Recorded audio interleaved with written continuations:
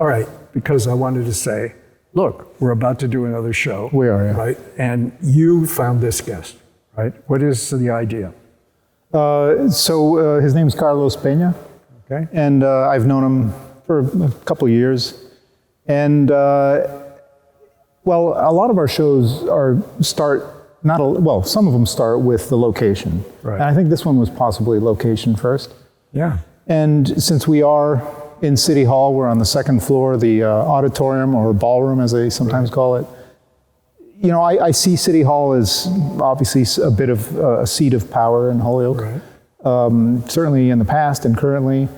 And just loosely, the idea I had was, you know, power and influence in Holyoke, in any city. You know, how does one go about doing things in this city? Right. And I know that Carlos is a person who is really doing quite a bit, very active socially in the city.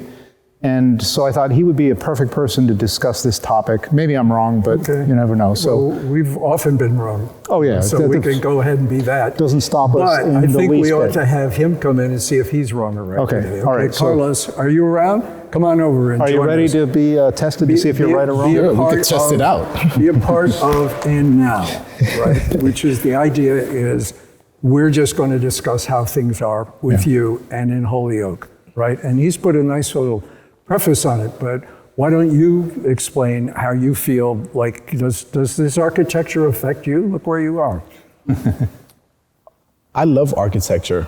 It brings a certain kind of feeling to you when you see it, like just the detail and I guess it's really the love that has been put into it. And that makes me feel good as an artist. I don't know if that makes sense. Like, does it have special significance though? If you're, living in Holyoke and you've invested a good bit of your own energy here. Yeah, of course. And it kind of reminds me of New York. So since I'm from New York City, the architecture in Holyoke kind of resonated with me. And it made me feel a certain type of way. And when I came into the city, that was the first draw, like, oh, this is kind of like New York. It's a feeling of the Bronx in New York City. Oh, interesting. And that really drew me to it. And New York City is a heavy population of Puerto Rican people, and over here in Holyoke is a densely population, actually the most per capita Puerto Rican people that there are in the United States. Yeah. So that all kind of resonated with me. You mean the proportion here? The proportion, yes. exactly. What are we, so 52% really? Latino? But, 52, but 53. you're not Puerto Rican. No, I'm not Puerto Rican. Does that matter?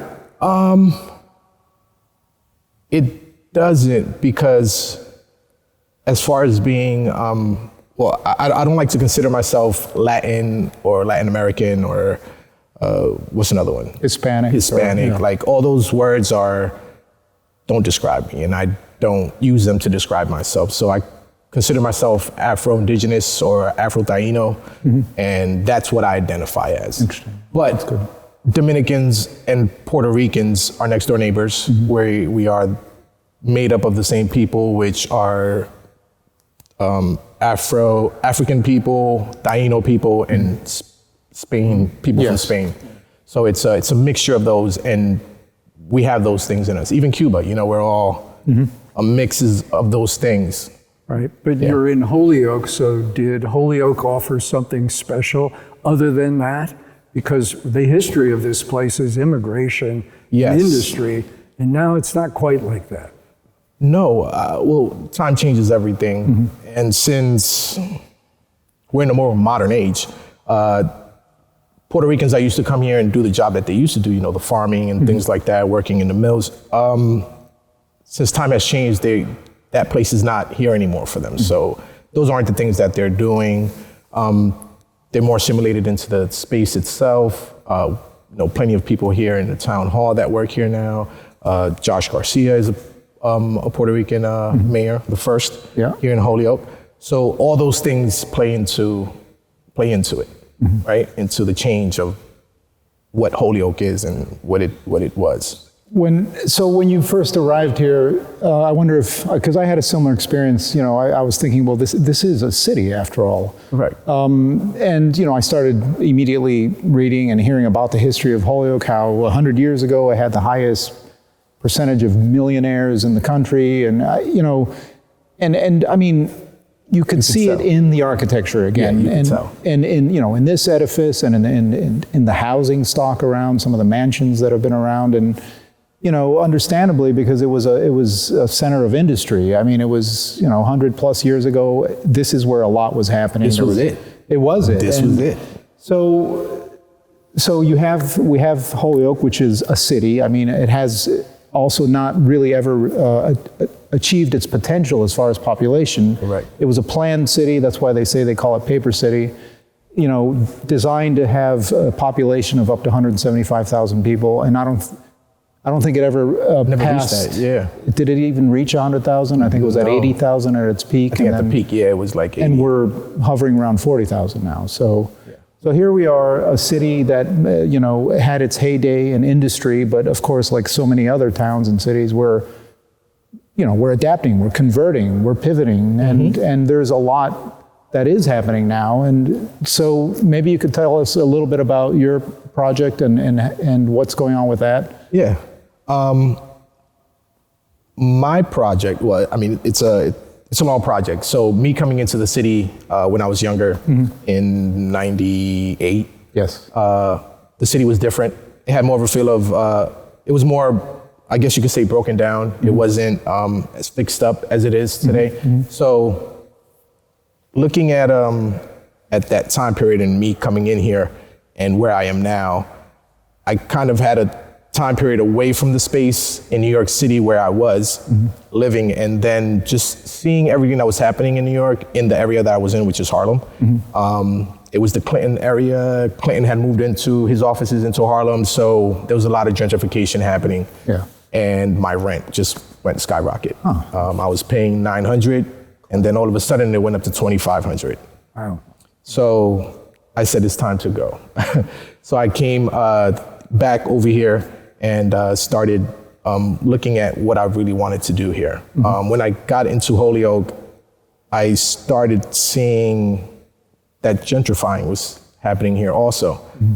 So I said to myself, even though I am a gentrifier, even though I am Hispanic or Latin, what people want to label me as, I saw that I didn't want to do the same thing that was done to me in New York City. So as the city was growing, I said to myself, well, me and my partner, Katie, we said, how do we want to implement ourselves in the city? What can we do and how can we do it? So we went about seeing what is needed in the community and talk to different people and see how we can facilitate that. We saw that there wasn't a lot of art for people of color here, although there was 53% Puerto Rican population. Yeah. So I saw that was off, and I felt personally that the youth would benefit from art. I think the community in general benefits from art. Absolutely. If you see at different time periods, you would see that the first thing that these people of power do is take away art and culture from these spaces, or not fund them as much as they should be funded, and they put money into other things. And me and my partner felt that we needed to facilitate that and make it a space where people of color can come and actually use it and benefit from it and see what happens. Yeah. And in doing that, we found out that it was needed. So we started working with the community. The first thing I did was be part of the community, right? You come into a community, how can you become part of it in order to do what you want to do within the community, not harming the people that are there? Absolutely. So we went ahead and started working on how can we facilitate this and how can we make it happen. And the way that we did that was by asking people, talking to people, seeing what the school district was like, seeing what was missing in the school district, and kind of trying to implement that within ourselves. It's a beautiful day in Holyoke, MA.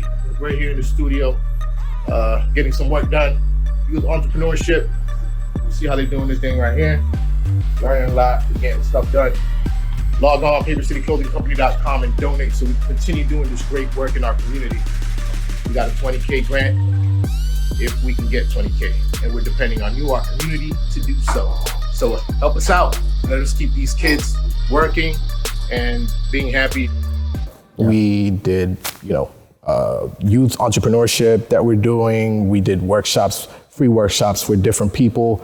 The way that I got involved with the community was by being on the board of a organization, a nonprofit, and that nonprofit was Nueva Esperanza, which is a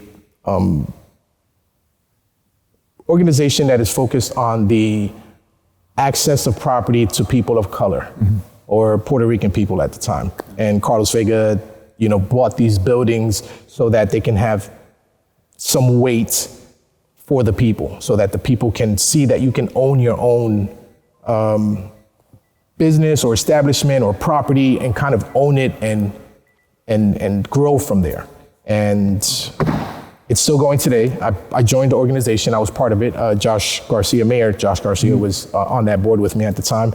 So I got to really know him intimately, got to know the people that were on the board, got to know the community, got to know different people. And from there, it grew. So I was able to be part of the community and not gentrify the community in a space that in a different way, in an affecting way, but in a nurturing and This is a lot. I think that what we've done with the other shows, and I think And Now is really about also, is not just what people are doing, but who they are. And I think that some things I know about you could share more significantly, because I think you were given a kind of cultural silver spoon as a young man and sent to a private school that had a certain thing in mind, right? Even though, and this is the biggest endowed, the private school with the biggest endowment, $15 billion or whatever it is. And he's there and they're paying everything, doing everything for you. And they had something in mind for you. You're not doing that. I wanted you to say, what did you see there? And why didn't you end up in the boardroom somewhere? Wow. That's a great question. So we're dealt with the world and the lack of people of color being accepted into spaces, right? So that's a big part of why I'm not in a boardroom or why I'm not in a mayor's office sitting down. But they thought, even though that you're of color, that you could fit in there. Tell me about that school. What didn't that matter to you? Of course. I think that in the school. Can we name it? Yeah, sure. So it's Milton Hershey School. Hershey School. In Hershey, Pennsylvania. Chocolate money. We'll ask them for sponsorship. There you go. Yes, there you go. And so in the school, they empower you. They give you the opportunity to feel empowered. There's people there that really care about you. They're really invested in you. They love their job. So it's a different atmosphere, opposed to being in a job that you don't want to do and you have to do it because your financials is not straight and it's something that you have to do. Over there, it's not like that. It's a real family. Like it's a real loving environment for kids, and it's from K to 12. So it's pretty amazing. And they do pay for everything. They pay for your dentist. They pay for your medical. They pay for your clothes. They have this big warehouse where you just walk in with the cart and you're allowed to get underwear, socks, t-shirts, shirts. So it was really helping me organize my life as a human being.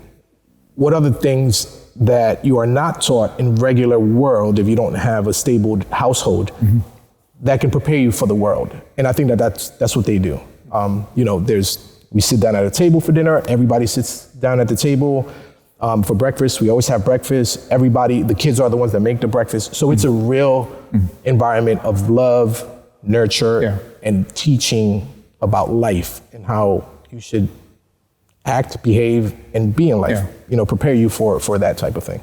So it prepared you well. Yeah, I would say so. But here's the thing is that, because I've heard other stories about that school, you feel... Well, we're going to lose our sponsorship now. Well, come on, watch what you're saying. I am being careful. But the question of whether they have ripped you out of your roots, right? And you're comfortable here in Holyoke, right? But it's a different world entirely. Of course. I was in New York City till about 13. So at 13, I was in Milton Hershey, so 7th grade. It was culture shock. In New York City, where I'm from, is Washington Heights, and in Washington Heights, everybody's Dominican. Yeah. Everything is Dominican. Yeah. Everybody's talks Spanish. So I was within my culture in the city, even though I wasn't in the Dominican Republic, but it felt very much like it. Yeah. And now going into Milton Hershey, it was just like, whoa, what is this? So it was a lot of culture shock. First few 6 months, I cried to sleep every night. I wasn't where my mom was. My mom threw me away. These were my thoughts as a 13-year-old. My mom doesn't want me. She's putting me in this school, and it wasn't like that. So, of course, if it wasn't for the school, I probably wouldn't be here right now. So really? Definitely. I was at the time that my mom put me into school, I was a lot in the streets. It's New York City in the 80s, late 80s. Sure. Early 90s, and you already knew where a person like me would end up at that time period in New York City. It was a crack epidemic. There was a lot of stuff going on. I mean, you could check the news, you could check the archives of what it was back in the day. Well, so you went to UMass after that, and you became an expert in primates and all this sort of stuff. And all of that, in a way, prepared you for this. Do you feel that? Well, I mean, the journey definitely prepared me for it. I didn't know at the time, and looking back now, I can definitely say my journey prepared me for that. I didn't think I was going to be doing this. I used to do art when I was little. Like I would graffiti. I would be in the streets graffitiing. I would, do hats for my friends, the bill of the hat. I would do their shoes, color their shoes. And this is in the 80s, you know? And that got taken away from me because there was other things. As you grow up, you leave those things and you kind of have to do things that you have to do. Yeah. And you forget about those things. And I never knew that right now I would be doing art or introducing kids to art or be in this position, owning a building from this. It's pretty amazing. So can you go back to just talking a bit about the building, since you just mentioned it now? And so I don't know if do you have a new name for the organization? Because I know it's Paper City Clothing and then Artesana. Are they both still coming back together in the same building? Yeah, we're still doing, we're still working together. Artesana is I like to say our sister nonprofit organization, even though we're not a nonprofit, but that's the way that we work as a nonprofit. I kind of lost my train of thought. Well, that's fine. But actually, what I wanted also to definitely make sure we talked about was the process of acquiring this building and now fitting it out. And, I know you have a fundraiser going on now. How has the experience been of trying to achieve what you're trying to achieve, with the city, with the contractors? I mean, is it smooth sailing? Is it difficult? Is it really difficult? How's that going? I mean, what kind of influence do you have? I feel like I have no influence. I feel like I'm still I beg to differ, but trying to get into that scene, and owning a building now just puts me in a different realm. Yes. And I can tell and see it and feel it. Yeah. The way people act towards you, how people accept you a little bit more. Yeah. So it's just weird to me because I'm still in this space like, oh, this is a weird feeling that I'm not familiar with. So the fact that you own a building and now you're talking to contractors, do you think in a weird way it does give you a certain amount of credibility? I mean, I do speak somewhat from experience, but I'm curious. It does change. Yeah, it does change. People look at you different. And it's the same thing with money, right? So when you have money, people are like, oh, they look at you different. Yeah. When you don't have money, they look at you different. That's a simple fact. It's a simple fact. Yeah. It's just something that's evident. So I have felt that. I don't know if it's been easier or more difficult as far as contractors and all that. I don't think I know enough right now at this stage in my life to know about those things, to be like, oh, that's how you're supposed to do it. Or, oh, I could have did that. But I'm sure when I finish all this, those questions will definitely come up. Well, it's a learning process. Yeah. And by the time you're done with this, I can guarantee you'll know a lot about just about every aspect of construction, which is actually kind of cool. That's why sometimes I call you and I'm like, hey, Dennis, like, good. What's going on? Yeah. And I'll be calling you for some stuff as well. But so when he was talking about coming here and fitting in, I was going to say, did you think of it as a job? Do you ever think you have a job to do with your life? I never thought about it like that. I do know I have a purpose. I don't consider it a job, Yeah. And that's- go ahead I- and go ahead and give it to us. What kind of purpose do you have figured out? Well, I think that I'm here to improve the life of young people. Fantastic. Yeah, That's well put. Yeah. And admirable. plain and simple. What about us old dogs? We are Got on our nothing- way out. Got nothing for the old people. Come on. Yeah, well, we're on our way out. So I mean, we don't. I mean, yourself and ours. yes, for sure. Parade. What's 5 years? What's 6 years? There's only the amount of things that you can do in that time period, right? So I mean, thank you. after that, it's and it's good to understand that you're not going to be here, that you're leaving. So I like if you do understand that and know it, Yeah. then you know that you have to do a little bit more, or you know how much you have to do, or you know how much time makes you go. Yeah, Like when you're late or when you're about to be late, for some reason your batteries get on. Let's go. In the end, ultimately, for each individual human being, time is finite. Correct. But you're then having to talk other people to join you here, it seems. Like it isn't just you on a street corner. Well, it's not as much as joining, but as much as trying to change their mindset. Right? Most people are like, oh, we could do this, we could do that. Young people, they're like, oh, I could spend $1 million on sneakers. And their parents are like, oh, They are not. I have to buy my son this shoe, or and I want to be able to change these people's mindset, because there's something greater than just looking good, having expensive stuff, or having $1 million. A lot of kids now, they're like, oh, I'm going to be rich by the time I'm 20. And I'm like, you better win the lottery, or you Right. better find a Wait rich till you're person. 25. I mean, come on. Wait till you're 25. Yeah. So Like changing the mindset Yeah. is very difficult. And in having a relationship, so I work at Lighthouse, and I see that having this personal relationship with an individual Yeah. Right. is a way to change their mindset Yeah. and to make them think different, so that their life is better.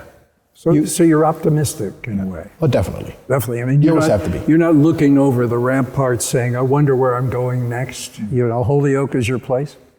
Yeah, Holyoke is my place. I've He set. bought a building here. Just waiting him to I mean, I bought a house. My Right. partner has a house here. We bought this building, so it's Holyoke is my home. Fantastic. Well, this has been great. You think we're pretty good. Does this feel like an episode?